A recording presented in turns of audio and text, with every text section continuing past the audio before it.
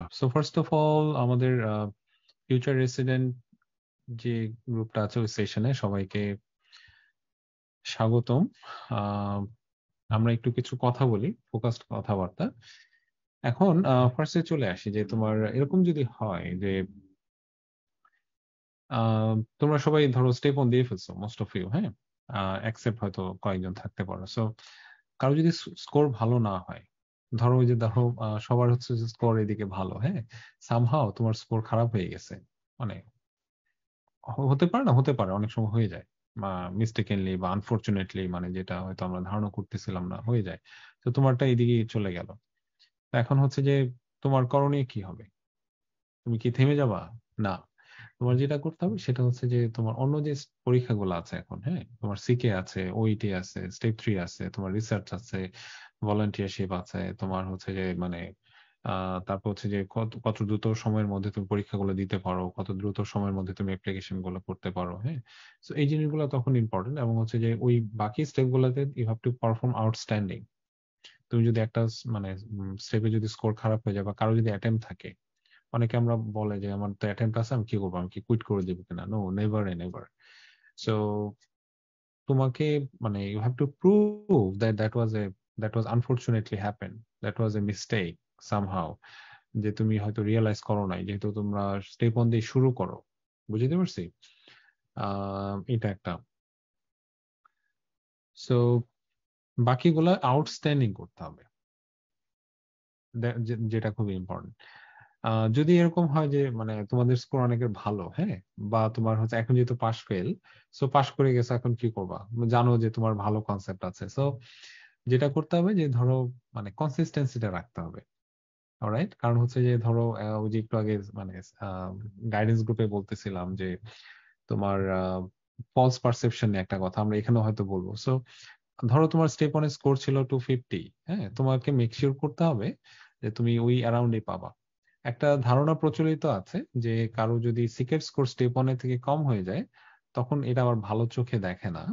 তো এটা হ্যাঁ, মানে সিগনিফিকেন্ট রিডাকশন হলে ডেফিনেটলি প্রবলেম। যদি তোমার সিগনিফিকেন্ট রিডাকশন না হয়, 2 3 5, মানে should not be any problem, ঠিক আছে? তো এটা একটা, ওইটা যেন থাকে কনসিস্টেন্সিটা। ওকে, মানে অনেকে অনেকে তোমার ইয়াতে ভুগে, যে আত্মতুষ্টিতে ভুগে, আচ্ছা আমার স্টেপ অন স্কোর ভালো, আচ্ছা একটু না হয় কমই হলো। এটা করা যাবে না, never and ever. Alright, now does step one guarantee for good CK score? ধরো তুমি মানে খুব দ্রুত সময় পাশ করলা 3 মাস পরে, অথবা ধরো তোমার 250 স্কোর আছে, 260 স্কোর আছে, এটা কি তোমার সিকে তে মানে গ্যারান্টি দিবে কিনা ভালো করবাই যে? Most of the time it does not guarantee, but তুমি বলতে পারো যে প্রবাবিলিটি বেশি। কারো যদি 250 থাকে, দ্যাট মিনস সিকে তে 250 প্লাস 260 পাওয়াটা খুব বেশি ডিফিকাল্ট না। বিকজ সিকের যে কনসেপ্ট গুলো, এটা দেখবো হচ্ছে তোমার 50% অন এন অ্যাভারেজ, 50% হচ্ছে তোমার স্টেপ অন দিয়ে কিন্তু কাভার হয়। রাইট? সো তুমি যদি স্টেপ অন একটা ভালো কনসেপ্ট নিয়ে পরীক্ষাগুলো দিয়ে আসো, সিকেতে কিন্তু খুব বেশি পরিশ্রম করতে হচ্ছে না। On the top of that, যেহেতু তোমার বেসিকটা স্ট্রং, তোমার হচ্ছে একটা ডিজিজ প্রসেস বুঝতে বা একটা হচ্ছে কোশ্চেন ধরতে তোমাকে খুব বেশি বেগ পেতে হবে না।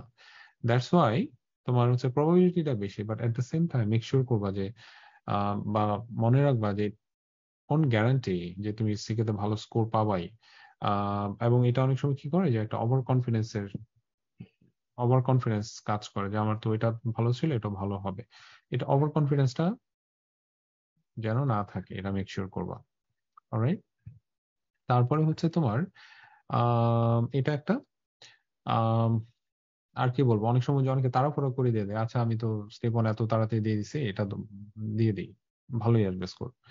তো ইভেনচুয়ালি অনেক সময় দেখা যাচ্ছে খারাপ করতে পারে। তোমাদের কার কি ওপিনিয়ন এই ক্ষেত্রে?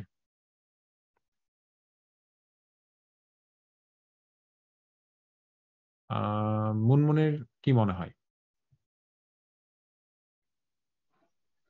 কোনটা ভাইয়া?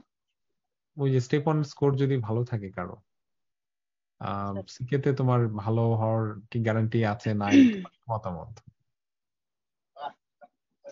আসলে প্রতিটা পরীক্ষায় হচ্ছে পাস না করা পর্যন্ত অথবা ক্লিয়ার না হওয়া পর্যন্ত টাফ এখন। আর পরীক্ষাটা যেহেতু একটা দিনে হয় এবং 8 ঘন্টার পরীক্ষা একটা দিন দিয়ে মানে সবকিছু যাচাই করা আসলেও একটু ডিফিকাল্ট, কারণ একটা দিনে অনেক কিছু হতে পারে, সে ফিজিক্যালি ঠিক থাকতে পারে, মাথা কাজ না করতে পারে, অনেক ব্যাপার থাকতে পারে। তো তারপর আমাদেরকে আসলে বেস্ট ট্রাইটাই করা উচিত। আর হ্যাঁ, স্টেপ অন স্কোর যদি ভালো থাকে এর মানে হচ্ছে তার বেসিকটা ভালো। বেসিকটা ভালো হলে সিকেটা পড়তে ইজি হয়। কিন্তু ওই যে খরগোশ আর কচ্ছপের মতো হওয়া যাবে না। খরগোশ মনে করে আবার ইয়ে করে থাকলে পরে তো, এটা তো আমাদের সবারই জানা। এইটাই আর কি, সবকিছুকেই আসলে মানে গুরুত্ব দিয়ে করা উচিত, এটি আমার কাছে মনে হয়। Absolutely, absolutely you are right. So আমরা তাহলে নেক্সট ইয়াতে চলে যাই। So why CK different than step 1? এখানে হচ্ছে সিকের ব্যাপারগুলো হচ্ছে কি মোর কনসেপচুয়াল, নাম্বার 1। তোমার দেখবা যে তোমার মোর কনসেপচুয়াল ইন দ্যাট সেন্স যে তোমার not about the pathophysiology, maybe pathophysiology এখানে থাকে, বাট হচ্ছে ওভারঅল দেখবা হচ্ছে তোমার মানে একটু তোমাকে ইয়াগুলা বুঝতে হবে। ধরো যে তোমার ইনভেস্টিগেশনের ব্যাপারগুলা, কোন সিকোয়েন্সে যাবা, তারপর হচ্ছে তুমি ম্যানেজমেন্টের ব্যাপারগুলা, হ্যাঁ, অনেক অনেক মানে ইনফরমেশনস এখানে। সো এবং এট দ্য সেম টাইম তুমি ওই যে স্টেপ 1-এ যা পড়ে আসছো, ধরো তোমার ওই যে অ্যানাটমি, ফিজিওলজি, প্যাথোফিজিওলজি, এগুলোও কিন্তু মানে থাকবে সাথে। হ্যাঁ, সো ওভারঅল দেখা যাচ্ছে কি যে অনেক ম্যাটেরিয়ালস হয়ে যায়, এটা হচ্ছে নাম্বার 1। এবং হচ্ছে দেখবা যে স্টেপ 1-এ অনেক ডিজিজ আসে না, অনেক কমপ্লিকেটেড ডিজিজ আছে যেগুলো স্টেপ 1-এ তারা কোশ্চেন করে না, বাট সিকেতে করবে। ওকে, এটা একটা।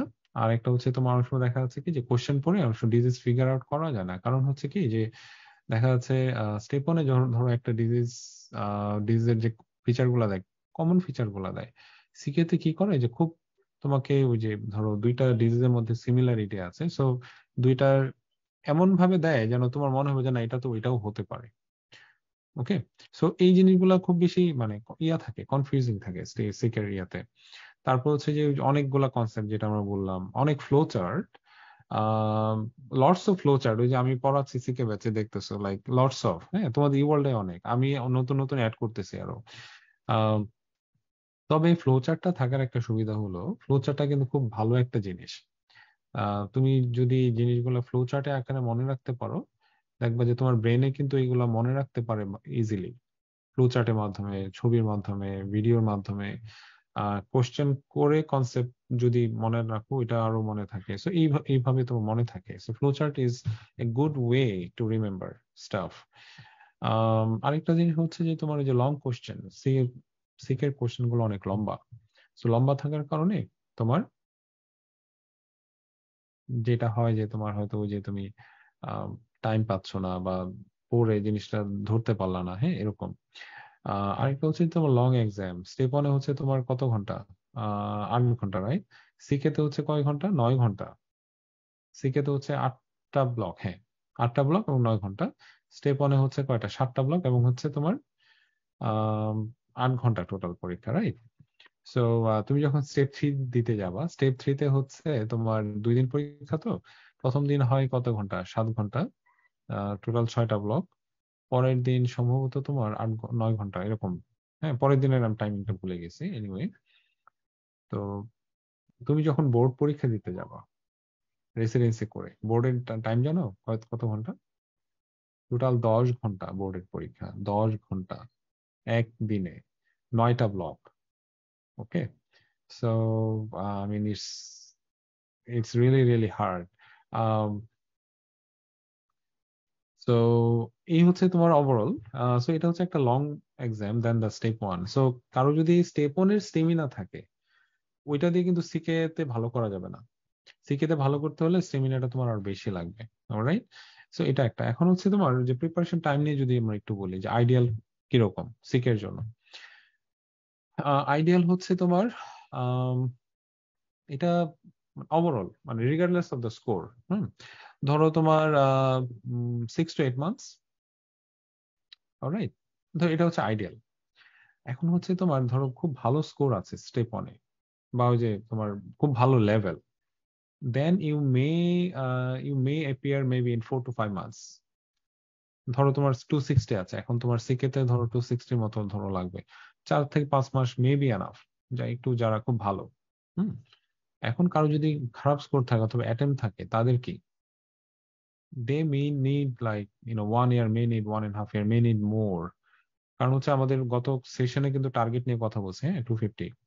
সো এটা একটা এখন ওল্ড গ্রাজুয়েটদেরও যে সিমিলার, ধরো ওল্ড গ্রাজুয়েট মানে যারা হচ্ছে সিকে স্টেপ ওয়ানে ভালো করছে, তাদের জন্য বেসিক্যালি ওই যে তখন এইটা অ্যাপ্লাই হবে, যে গুড স্কোর ইন স্টেপ ওয়ানে যেরকম সময় লাগবে 4 থেকে 5 মাস, দেখবা যে তুমি হয়তো বা 6 মাসের মধ্যে পরীক্ষা দিয়ে দিতে পারবা ম্যাক্সিমাম ক্ষেত্রে। বুঝতে পারছি সিকেতে। বাট হ্যাঁ, এখন হচ্ছে ওই যে তোমার মেকশিওর করাটা জরুরি যে তোমার 250+ যেন আসে। অলরাইট, এই হচ্ছে ওভারঅল প্রিপারেশন টাইম। এখন আসলে তোমার আমরা সিকেতে কি কি মিস্টেক করি, what are the mistakes we do in CK. তো মিস্টেকের মধ্যে যে নাম্বার ওয়ান হচ্ছে তোমার হচ্ছে আমরা মানে অনেকে চিন্তা করে কি যে ধরো এখন এটা কি মাস, সেপ্টেম্বর, রাইট? তো ধরো স্কোর ভালো না স্টেপ ওয়ানের, বা কনসেপ্ট ভালো না, এখন মনে করি যে নেক্সট নেক্সট এর অ্যাপ্লাই করতেই হবে। এটা ইন্টেনশন থাকাটা ভালো, কিন্তু দেখা যাচ্ছে কি যে এট দ্য এন্ড প্রিপারেশন ভালো না হলে যেন আমাকে অ্যাপ্লাই করতেই হবে যে কোনো পরিস্থিতিতে এই বছরই। এইটা করতে গিয়ে কি যে অনেক সময় খারাপ করে প্রিপার মানে পরীক্ষা। কারণ তোমার তো, তুমি 250 পেতে হলে তোমার ওই লেভেলের প্রিপারেশন তো লাগবে, রাইট? তুমি যদি এখন মানে তোমাকে সময় দিতে হবে তো, তুমি যদি এডিকুয়েট সময়টা না দাও তোমার স্কোরটা তো হবে না। ইভেনচুয়ালি তুমি মানে দেখা গেল যে তুমি ওই বছর তো ম্যাচ করবাই না, পরের বছর হয়তো ম্যাচ করতে প্রবলেম হবে। এই জন্য আমি ওই যে এটা নিয়ে কথা বলছি একটা সেশনে, ওই কথাগুলো মনে রাখো। সো মানে ইন্টেনশন রাখাটা ভালো যে আমি নেক্সট ইয়ার অ্যাপ্লাই করবো, বাট দ্যাট ডাজন্ট মিন যে আমাকে পরীক্ষা দিয়েই দিতে হবে what ever my level is. ঠিক আছে, এটা একটা নাম্বার ওয়ান। নাম্বার টু হচ্ছে আহ, তোমার ওই যে আননেসেসারি রিসোর্স। হ্যাঁ, অনেক সময় দেখবা এই রিসোর্স পরে ওই রিসোর্স পরে, তোমার হচ্ছে যে মানে কোশ্চেন ব্যাংক মানে যত আছে সব কোশ্চেন ব্যাংক পরে। সো মানে এখানে হচ্ছে স্টেপনের মতোই বি ফোকাসড।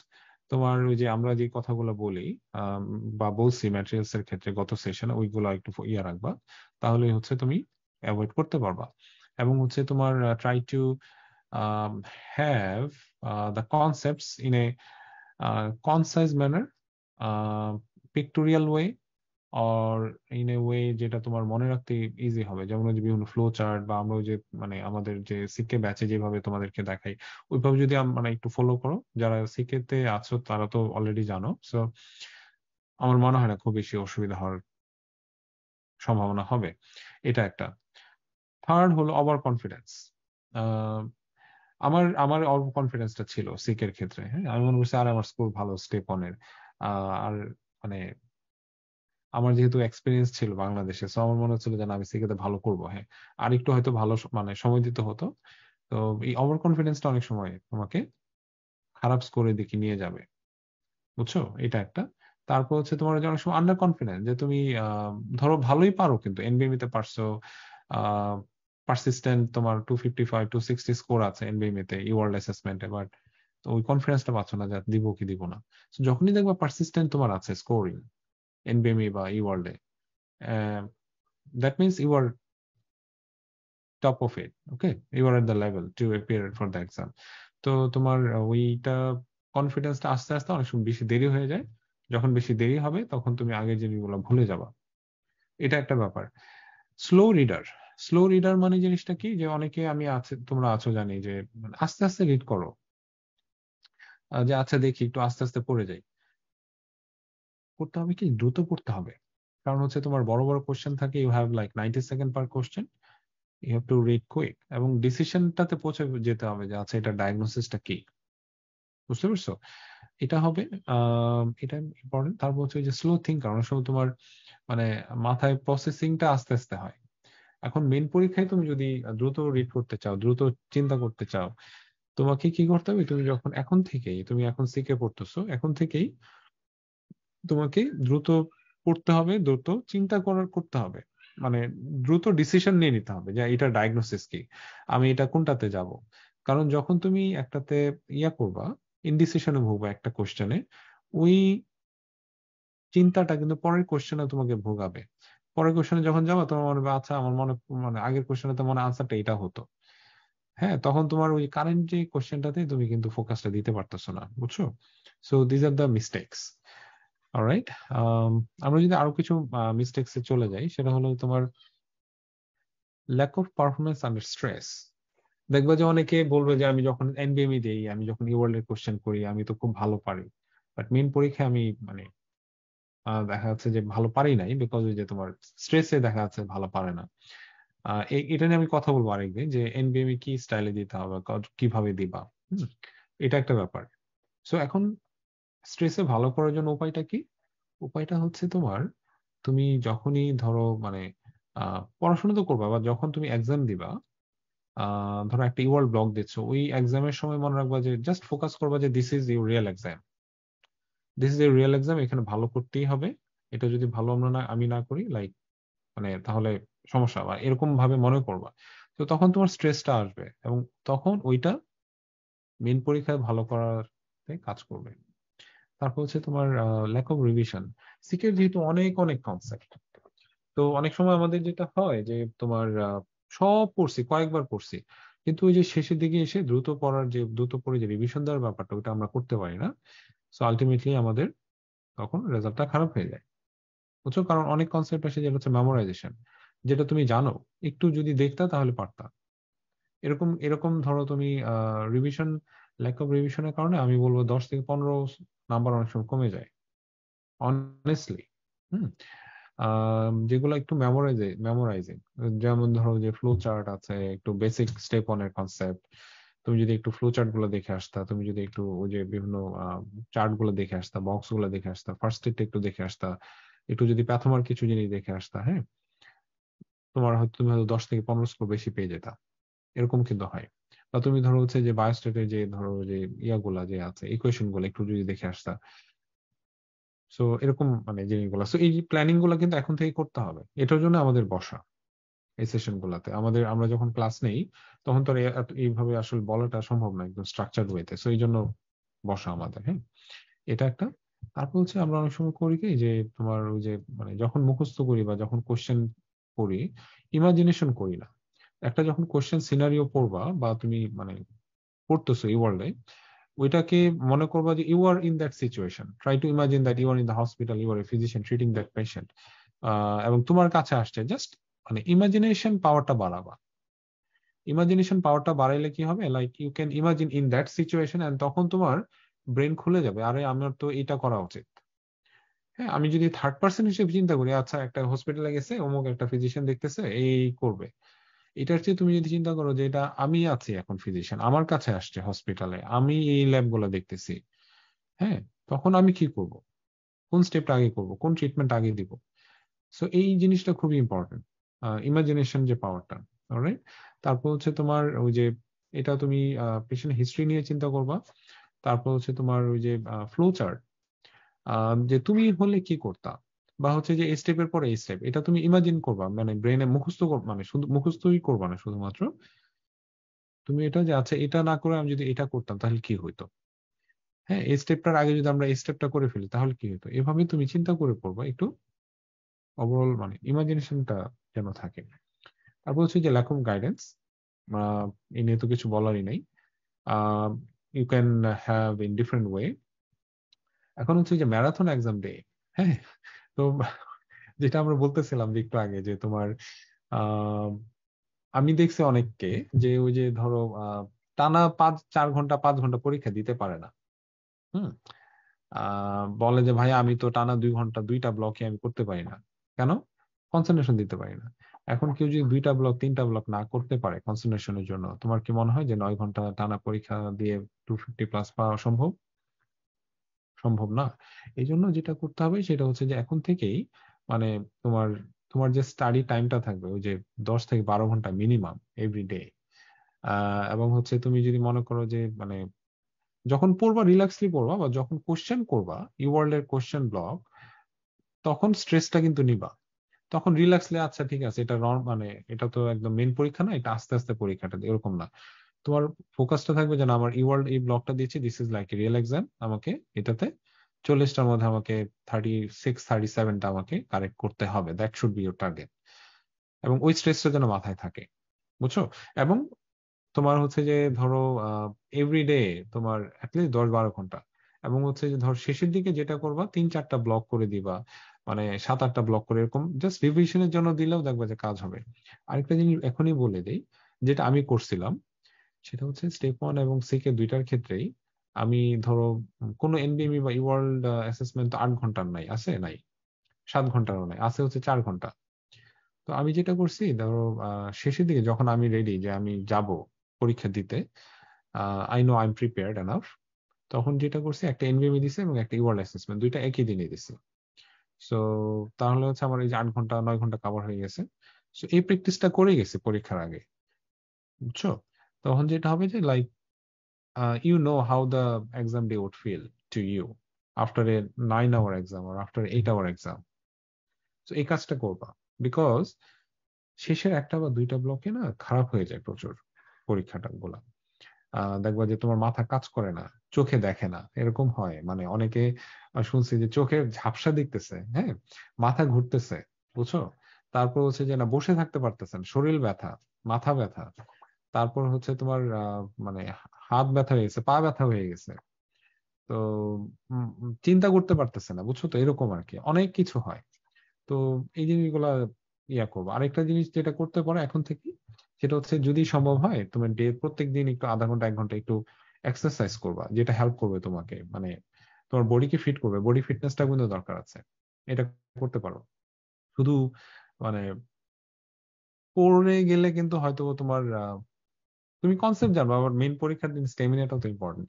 আমাদের ওই যে আমরা যদি একটু উদাহরণ দিই, যেমন ধরো ফুটবল খেলায় আহ যারা ধরো যে আফ্রিকার আফ্রিকার যারা বা ইউরোপিয়ান যারা, তারা কিন্তু দেখবা যে তোমার অনেক অনেক স্ট্রং, মানে এশিয়ানদের থেকে, এবং তাদের স্টেমিনা বেশি। তারা হচ্ছে যে তোমার এই কারণে দেখবা যে তোমার এশিয়ার দলগুলা ফুটবল এত ভালো করতে পারে না ম্যাক্সিমাম টাইমে, কারণ হচ্ছে যে ল্যাক অফ স্টেমিনা। বুঝতে পারছি? আর বাংলাদেশের কথা যদি বলি তাহলে তো অবস্থা আরো খারাপ, আমাদের তো ফিটনেসই নাই, এরকম অবস্থা। ইন টার্মস অফ আমরা মানে ক্রিকেটার তারপরও কিছুটা আছে। তারপর তুমি দেখবা যে তুমি ধরো যদি অস্ট্রেলিয়ার ক্রিকেটারদের ফিটনেস, সাউথ আফ্রিকার ক্রিকেটারদের ফিটনেস, ইন্ডিয়ার ক্রিকেটারদের ফিটনেস এর কথা চিন্তা করো, আমাদের কিছুই নাই। মানে মানে অবস্থা মানে খুব বেগতিক। হ্যাঁ, এই জন্য আমরা ভালো করতে পারি না। সো ফিটনেসটা ইম্পর্টেন্ট, এটা একটা। ভাইয়া হ্যাঁ ভাইয়া বল। ওই যে চোখে ঝাপসা দেখা জিনিসটা, এটা মনে হয় আমার হয়। এটা হচ্ছে যখন আমি একটা না মানে কোশ্চেন পড়তে থাকি, হুম। 40টা কিংবা এরকম পড়া হয়ে যায় যখন, অথবা 50টা, তখন আমি দেখি যে আমার এরকম চোখে আমি ঝাপসা দেখতেছি, কোশ্চেন গুলো আমি ঠিক মতো করতে পারছি না। তো এটা কি চশমা ইউজ করার জন্য, মানে এটা কি উপায়, এটা কি করবো? এটা কি চোখে কোনো ড্রপ দিব না কি করবো আসলে? আচ্ছা, ভালো একটা কথা বলছো। সেটা হচ্ছে এটা বিভিন্ন কারণে হতে পারে। এটা হচ্ছে তোমার ল্যাক অফ প্র্যাকটিসের কারণে হতে পারে, নাম্বার 1। তারপর হচ্ছে তোমার একটা হতে পারে যদি তোমার যদি কোনো ভিজুয়াল ডিফেক্ট থাকে, সেটা হতে পারে। রিফ্রেক্টরি এরর থাকলে হতে পারে। অনেক সময় তোমার ড্রাই আই থাকলে হতে পারে। হুম। so এগুলো হচ্ছে কারণ। অনেক সময় তোমার হচ্ছে যে নিউট্রিশন ইমব্যালেন্স হলে হতে পারে। ধরো তোমার হাইপোগ্লাইসিমিয়া হয়েছে, তখন তুমি ঝাপসা দেখবা চোখে, এটাই স্বাভাবিক, right? So there are lot of reason. Most common reason যেটা যেটা বেশিরভাগ ক্ষেত্রে হয়, সেটা হচ্ছে তোমার ওই যে ল্যাক অফ স্টেমিনা, বুঝছো? Lack of enough practice to give exam like for 8 to 9 hours or 8 to 9 block. এটাই হচ্ছে মোস্ট কমন রিজন। এছাড়া বাকিগুলো যেগুলো বললাম। সো যেটা করবা, যদি কারো এরকম এখনই ঝাপসা দেখো, মেক শিওর করবা যে তোমার অপথলমোলজিস্টের কাছে যাবা, রিফ্লেক্টিভ এরর আছে কিনা দেখবা, ড্রাই আই হয় কিনা এটা দেখবা। তারপর হচ্ছে তোমার এই জিনিসগুলো, এবং তোমার অন্যান্য যে হেলথ রিলেটেড যে ব্যাপারগুলো আছে ওগুলো কোনো প্রবলেম আছে কিনা, এটা মেক শিওর করবা। আর এছাড়া ওই যে তোমার পরীক্ষার দিনে আমরা আরো কথা বলবো, ওই যে আমাদের টার্গেটে তো হলো যে আমরা ফোকাস কথা বলবো, right? So down the road আমি এনবিএমই কিভাবে দিবা, পরীক্ষার দিনে প্রিপারেশন কেমন হবে, 7 দিন আগে প্রিপারেশন কেমন হবে, ওইগুলো নিয়ে আমরা কথা বলবো। এভরিথিং উইল কভার ইনশাল্লাহ। হুম। সো এই হচ্ছে। রিফ্রাক্টরি ইরোড রিফ্রাক্টরি ইরোড তো আছেই ভাইয়া, মায়োপিয়া তো আছেই। এখন এটা কি মায়োপিয়ার জন্য? তাহলে কি চশমা চেঞ্জ করবো? মেবি তোমার কিছু হয়তো পাওয়ার অ্যাডজাস্টমেন্ট করতে হতে পারে, বুঝছো? তুমি একটু দেখাবা, দেখায় তোমার যদি কারো মানে পাওয়ার অ্যাডজাস্টমেন্টটা করতে হয়, এটা মানে করায় ফেলো, হতে পারে। ঠিক আছে ভাই। যাদের হচ্ছে তোমার চশমা আছে বা চশমা লাগে, তাদের এই সময়টা এই অসুবিধাটা হয় কিছু কিছু ক্ষেত্রে। খুবই সমস্যা ভাই, এবং ব্লেয়ার হয়, মানে খুবই প্রবলেম হয়। চোখে মানে ঝাপসা দেখি, চোখে মনে হয় যে কি অবস্থা, মানে স্টেপ অনেক সময় এরকম হয়েছিল। তো আমার মনে হয় একটু অপথলমোলজির কাছে যাও, দেখো ইনশাল্লাহ, ঠিক আছে। আহ এটা একটা। আরেকটা তোমাদের ভালো একটা কথা মনে পড়ছে। আই নো ওয়ান ফিজিশিয়ান, আমাদের ড্রিম এসএমএলির স্টুডেন্ট। তো ড্রিম এসএমএল অ্যালামনাই। তো আমি হচ্ছে সিকে পড়াইছি, ভালো। তোমার হচ্ছে যে হি ওর সি বলতেছি না, হয়তো চিনা যাবা। আহ, খুব ভালো মানে। সে এখন রেসিডেন্সি করতেছে, মানে পিজিওয়াই টু এখন, হ্যাঁ। তো এখন যেটা হলো যে তোমার মানে পারফরমেন্স ভালো, এনবিএম ভালো, মেইন পরীক্ষায় গিয়ে না মাথা কাজ করতেছে না, ব্লারি দেখতেছে। পরে তোমার হচ্ছে যে ভালো হয় নাই, পরে যখন তোমার পরে আসার পরে ডাক্তার দেখাইছে, ডাক্তার চেক করে দেখলো যে তার মানে she was anaemic. Okay. So তোমার ওই যে হেলথ রিলেটেড ব্যাপারগুলো যেন ইয়া করা হয়, যে টেক কেয়ার করা হয়, এটা খেয়াল করবা।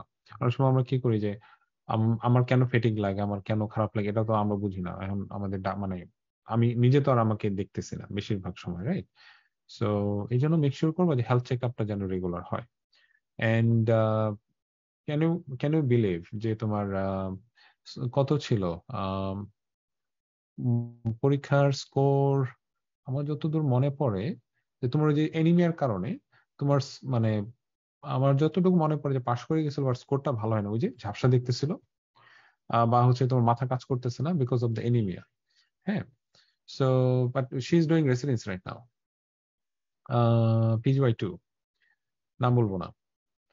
সো এটা এটা মেক শিওর করবো, খুবই ইম্পর্টেন্ট। আর হচ্ছে 9 ঘন্টার পরীক্ষা, বোঝাই যাচ্ছে, হ্যাঁ। সো তারপরে আসো এখন যে আমরা সিকে নিয়ে মোটামুটি কথা বলে ফেললাম। এই হচ্ছে ওভারঅল সিকের ব্যাপার। এখন আসো আমরা একটু সিএস যে নাই, এটার সুবিধাটা কি? সো এটা অনেকগুলো সুবিধা আছে, যেমন ধরো তোমার এখন আগে তোমার সিএস এর জন্য ইউএসএ তে আসতেই হতো পরীক্ষায়, হ্যাঁ। তুমি ইউএসএ তে না এসে তুমি অ্যাপ্লাই কোনোভাবেই করতে পারতো না। এখন যেটা হচ্ছে, এখন ইউএসএ তে না এসে অ্যাপ্লাই করতে পারতেছে কিন্তু। এটা হচ্ছে নাম্বার ওয়ান, কারণ তুমি বাংলাদেশ থেকে সব পরীক্ষা দিতে পারবা।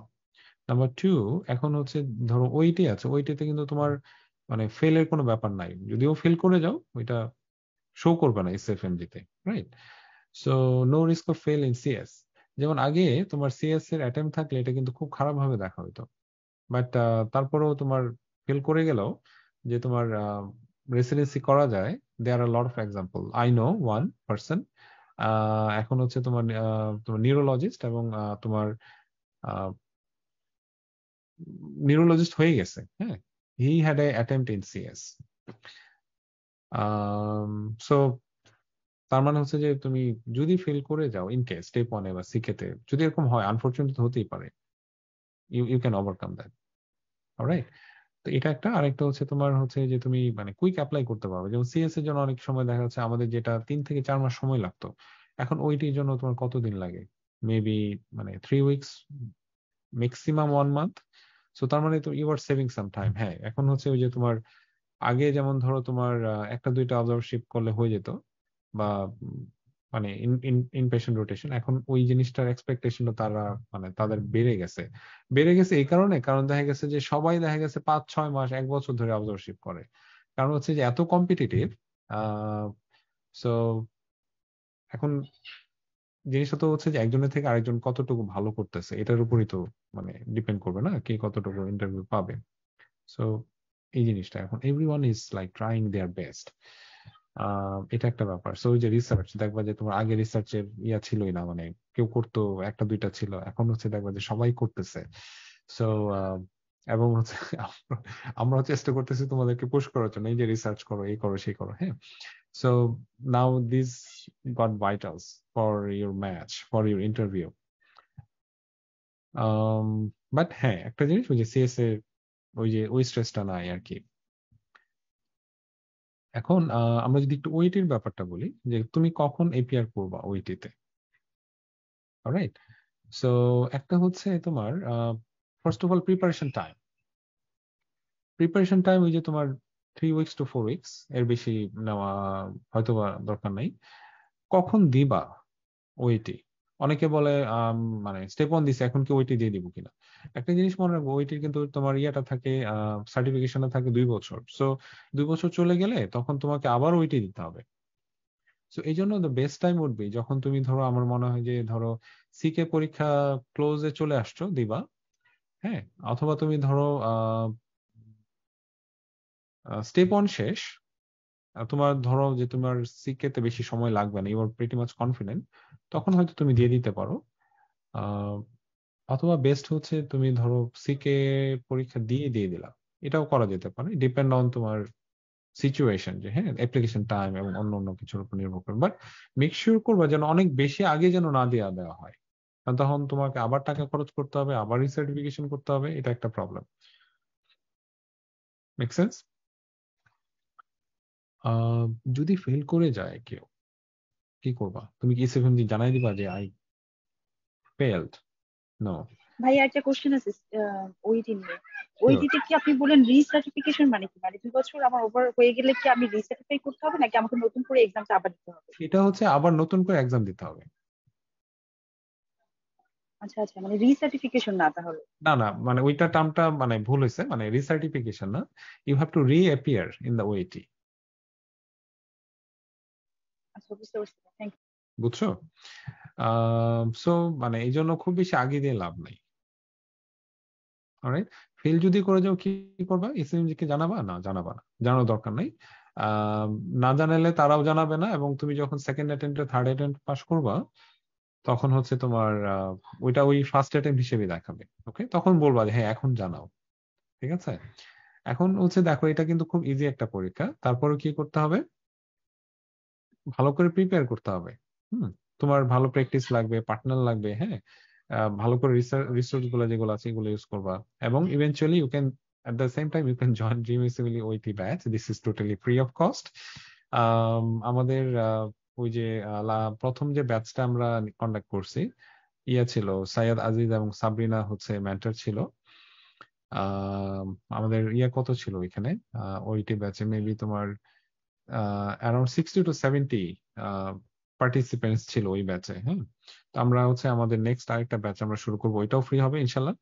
আহ, আমার প্ল্যান আছে, আমরা যেগুলা ফ্রি, মানে ফ্রি অফ কস্ট কন্ডাক্ট করতেছি ইনশাল্লাহ, my goal is to conduct those batches free of cost until I am alive. That's the goal ইনশাল্লাহ। সো এটাও পাবা। মেবি আমার টার্গেট আছে দেখি ডিসেম্বরে বা এই সময়টাতে, অথবা জানুয়ারির দিকে একটা আরেকটা ওয়েটে ব্যাচ নেওয়া। There will be maybe same mentor or another mentors. Let's see. Alright, so এটা করবা সবাই।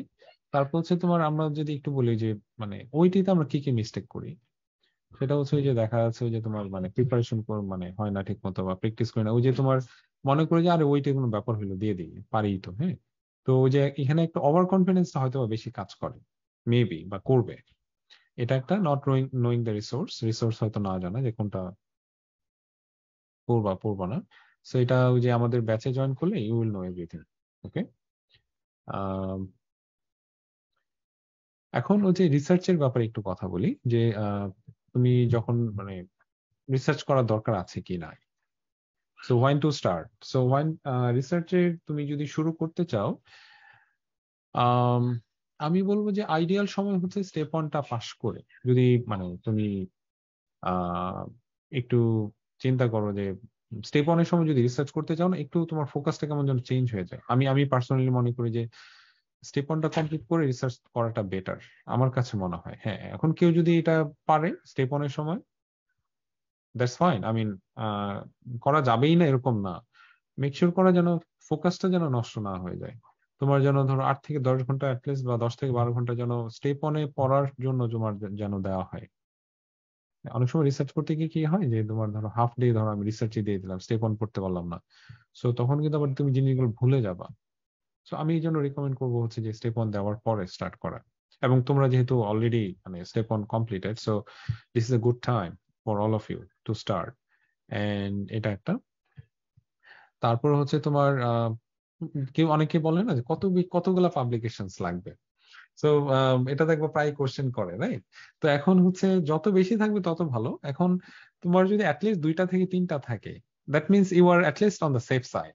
এখন যদি তোমার কোনো রিসার্চই না থাকে, হ্যাঁ, ধরো একটাও নাই, তখন কিন্তু তুমি অনেক পিছিয়ে যাবা। কারণ হচ্ছে এখন ওই যে যেটা বললাম যে অন্যরা কিন্তু অনেক পাবলিকেশনস করে অনেক আগায় গেছে। এমনকি যে যারা ধরো কিছুই জানতো না রিসার্চ সম্বন্ধে, তারাও তোমার 2-3 মাসে একটা দুইটা মানে আর্টিকেল বের করে ফেলে কিন্তু, বা করতে পারে, বুঝছো? সো এটা এটা মেক শিওর করবা। হুম, মানে 2টা থেকে 3টা যদি থাকে, you are in the safe zone at least, আমি বলবো। বাট ইয়েস, তোমার যদি আরো বেশি থাকে আরো ভালো। আমাকে একজন জিজ্ঞেস করতেছিল যে হচ্ছে আহ, তার হচ্ছে 8টা বা 9টা পাবলিকেশন আছে। আমাকে জিজ্ঞেস করতেছিল যে মানে আমার তো পাবলিকেশন আরো লাগবে, হ্যাঁ, খুব বেশি পাবলিকেশন নাই, মাত্র 8টা থেকে 9টা আছে। আমি একটু মানে আই ওয়াজ মানে অ্যামেজ যে কেন সেই কথাটা বললো। হ্যাঁ, ওই যে তোমার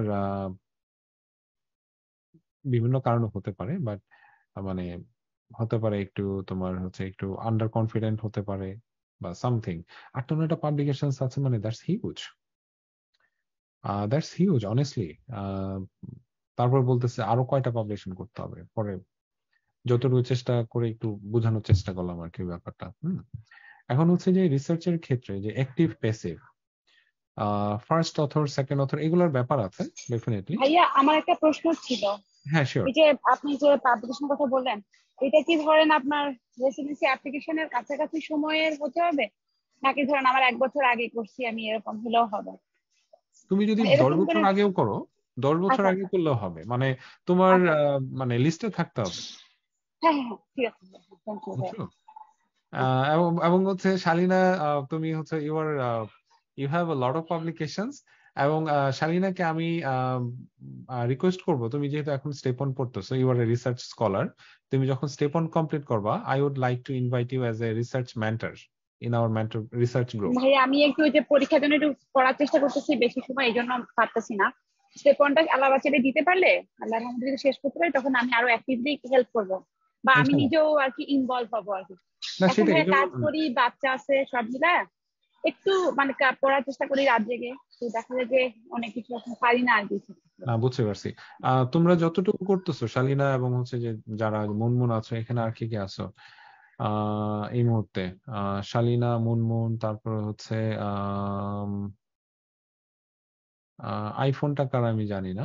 এনিওয়ে, তো এই দুইজনই আছো যারা হচ্ছে বিভিন্ন মানে অ্যাক্টিভিটিজে আছো আমাদের।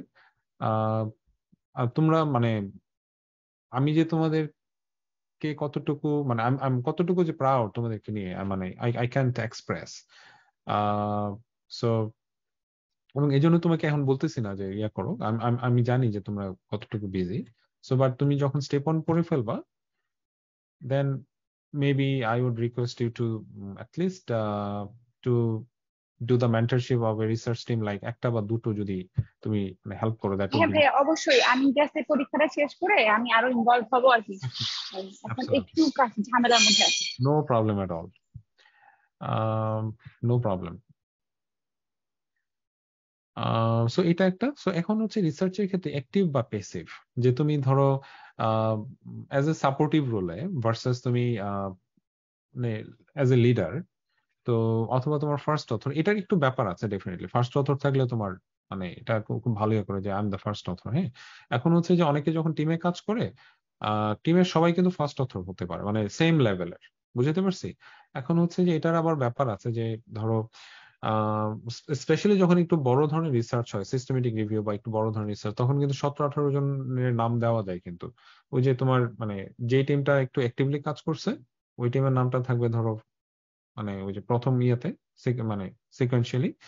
তারপরে হচ্ছে যে অন্য টিমটা যারা হচ্ছে কাজ করে নাই, বাট যেহেতু একই গ্রুপে কাজ করতেছে, নামটা দিয়ে দিল আর কি। এরকম ভাবে কিছু হয় আর কি ব্যাপারগুলো। So try to be more active. এবং এখানে আরেকটা জিনিস হচ্ছে, তোমার কোশ্চেন করে কিন্তু ইন্টারভিউতে যে মানে tell me about some research project that you have been doing. তখন তুমি যদি সবগুলা রিসার্চেই যদি প্যাসিভলি কাজ করো, তখন তুমি তো বলতে পারবা না, রাইট? এই জন্য অ্যাটলিস্ট কিছু না কিছু রিসার্চে তোমাকে মানে অ্যাক্টিভ রোল প্লে করতে হবে।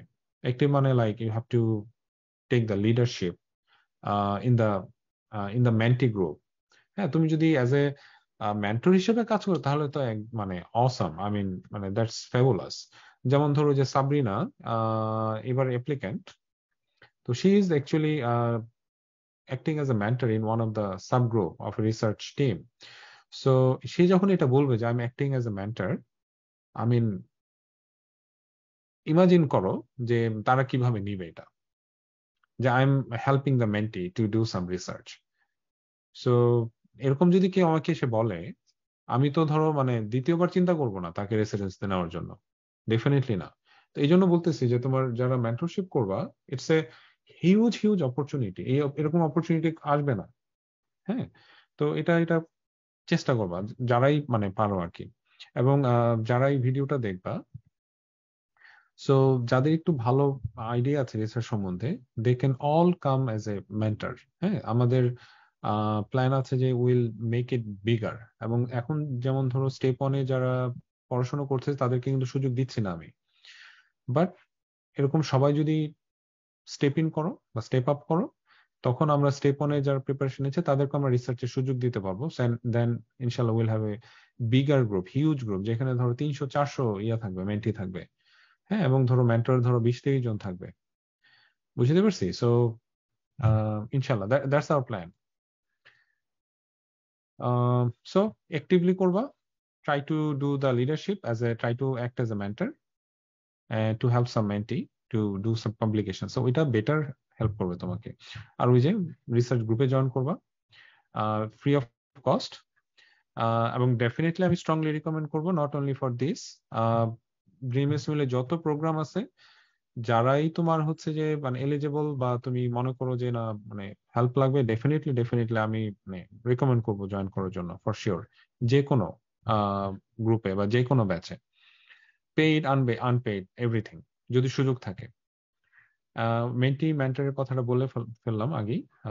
সেটা হচ্ছে যে শুরুতে শিখবা, তারপরে হচ্ছে মেন্টরশিপ করবা রিসার্চে। ঠিক আছে?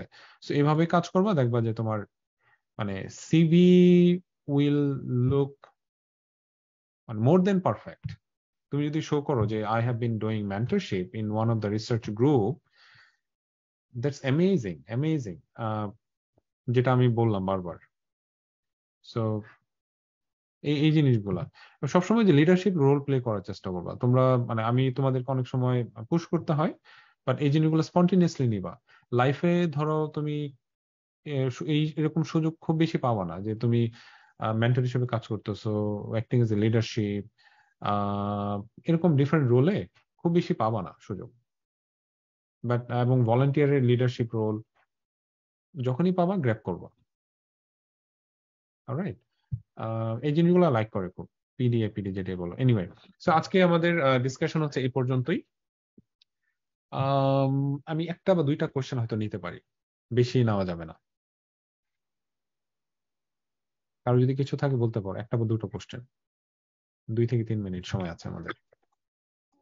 আসসালামু আলাইকুম ভাইয়া। ওয়ালাইকুম আসসালাম। ভাইয়া আমি ডক্টর শাম্মী। হ্যাঁ বলো। তো ভাইয়া আমি রিসেন্টলি আমার স্টেপ 2C কে রেজাল্ট পেয়েছি আর কি। কংগ্রেচুলেশনস। থ্যাংক ইউ ভাইয়া, থ্যাংক ইউ। বাট আমি এবার অ্যাপ্লাই করার জন্য প্ল্যান করছি ভাইয়া। আমার ওইটি ডেট হচ্ছে 23rd সেপ্টেম্বর। আমি যেহেতু ECFMG সার্টিফাইড না, আমার কতটুকু চান্স আছে? আর হচ্ছে ভাইয়া গাইডেন্সের অভাবে আমি যে রিসার্চ পাবলিকেশন এগুলোর সাথে স্টেপ 1 করার পর ইনভলভ হতে পারিনি। তো এই মুহূর্তে তো সম্ভবত কিছু করার নেই, কারণ আমার তো সাবমিট করে দিতে হবে। আপনার যদি কোনো অ্যাডভাইস থাকে প্লিজ। তোমার আনসারটা দিয়ে আমরা শেষ করে দিই তাহলে। সেটা হচ্ছে তোমার মানে একটাই কোশ্চেন, সেটা হলো আমি তোমাকে একটা উদাহরণ দিই। একটা মেয়ে, সে হচ্ছে আমার রেসিডেন্স প্রোগ্রামে রেসিডেন্স আমার 1 বছর পরে জয়েন করছে। সে হচ্ছে অ্যাপ্লাই করছে লেটে। সে অ্যাপ্লাই করতেই চায় নাই। ওকে, যে না আচ্ছা আমার তো এখনো রেজাল্ট আসে নাই, আমি পরের বছর অ্যাপ্লাই করব। তো তাকে আমি বলছি, আমার কোশ্চেনটা করছিল, আমি এরকম একটা সেশনে সেই সেম কোশ্চেনটা করছিল যে আমার কি অ্যাপ্লাই করা উচিত হবে কিনা। আমি বলছি যে ইউ হ্যাভ টু। পরে সে অ্যাপ্লাই করছে এবং হচ্ছে সেই got matched in the same year even though she applied late. So আমি তোমাকে যেটা বলবো যে তুমি অ্যাপ্লাই করে দাও, এখানে ওই যে আমরা গত সেশনে, তুমি কি আমাদের রেসিডেন্সি ব্যাচে নাই, রাইট শাম্মী? জি ভাই, আমি জয়েন করেছি ফেসবুকে রিসেন্টলি। রেসিডেন্সি ব্যাচ যেটা আছে আমাদের, ওটাতে জয়েন করছো? ভাই আমি হোয়াটসঅ্যাপ যদি হয় তাহলে আমি জয়েন, মেবি আমি কোনো লিংক পাইনি, আমি আচ্ছা, হোয়াটসঅ্যাপ খুঁজেছিলাম। তাহলে নাই তুমি। তোমাকে আমি যেটা বলবো, তুমি অ্যাপ্লাই করে ফেলো। হ্যাঁ, অ্যাপ্লাই করে তুমি জি হচ্ছে ভাই। যে ইয়া করবা, আপডেট করবা হচ্ছে পরে, যখন তুমি রেজাল্টটা পাবো বা এসএসসি সার্টিফিকেশন পাবো। ঠিক আছে, জি ভাই। এটা করো। আরেকটা হচ্ছে তুমি যখন অ্যাপ্লাই করে ফেললা, তারপরে তো আর কোনো কাজ নাই, then you can start the research. কথা বুঝছো? তুমি আমাকে জানাও যে তুমি যদি মনে করো যে না অ্যাপ্লাই করবাই, যেটা আমার সাজেশন অবশ্যই করতে হবে বা জি করা ভাই, উচিত, তখন আমাকে বলো, আমি তোমাকে রেসিডেন্সি ব্যাচে জয়েন করাই দিব, that's free of please cost. ভাইয়া, আজকে যদি সম্ভব হয় আমি এখন থেকেই জয়েন করতে চাই, হ্যাঁ, আমি আপনাকে অ্যাবসলিউটলি, টেক্সট করবো। অ্যাবসলিউটলি। ভাইয়া শিওর। বাট আমার কোয়েশ্চেন হলো, আমি যদি যেমন আমার কোনো রিসার্চ পাবলিকেশন ওই জায়গাগুলো একদমই ফাঁকা, I don't have anything, but আমি যদি এখন সেই অপরচুনিটি পাই অ্যাটলিস্ট বিফোর ইন্টারভিউ, আমি কি আমার সিভি আপডেট করতে পারবো? হ্যাঁ, সিভি আপডেট করা যায়। হ্যাঁ, থ্যাংক ইউ সো মাচ ভাইয়া। সিভি আপডেট করা যায়। আর একটা হচ্ছে তুমি এটাও যে লেটার অফ ইন্টারেস্ট সেন্ড করা যায় প্রোগ্রামকে। হ্যাঁ, যে দেখো যে I have some research, I had some publication of my research, এরকম করে তুমি লেটার অফ ইন্টারেস্ট পাঠানো যায় প্রোগ্রামকে। হ্যাঁ, আর I got the SFM certification, so and I'm really interested for your program. হ্যাঁ, I'm looking forward to it. এরকম করে অনেক কিছু লেখা যায়। So definitely. আরেকটা হচ্ছে যে তোমার কিছু কিছু ইন্টারভিউ তো তোমার কানেকশনের মাধ্যমে আনতেই হবে। বুঝতে পারছি শাম্মী? জি ভাইয়া। হ্যাঁ, সবকিছু তোমার কিন্তু সিভি দিয়ে আসবে না, বা তোমার অ্যাকচুয়াল ক্রেডেনশিয়ালস দিয়ে আসবে না। কিছু জি কানেকশন বিল্ড আপ করে ওই কানেকশন দিয়ে কিছু সিভি আসবে, ইন্টারভিউ আসবে। সো ওইটা তুমি আগে অ্যাপ্লাই করো, পরে অ্যাপ্লাই করো, তোমার আগে থাকুক না থাকুক ডাজন্ট ম্যাটার। ওকে, জি ভাইয়া, ইনশাল্লাহ। থ্যাংক ইউ সো মাচ ভাইয়া। No thank you. Problem. So তুমি আমাকে জানাও, বা যারা এরকম আছে যে এবার অ্যাপ্লাই, ধরো মানে করবা 90% চান্স, লেট মি নো, আমি রেসিডেন্সি ব্যাচে অ্যাড করাই দিব।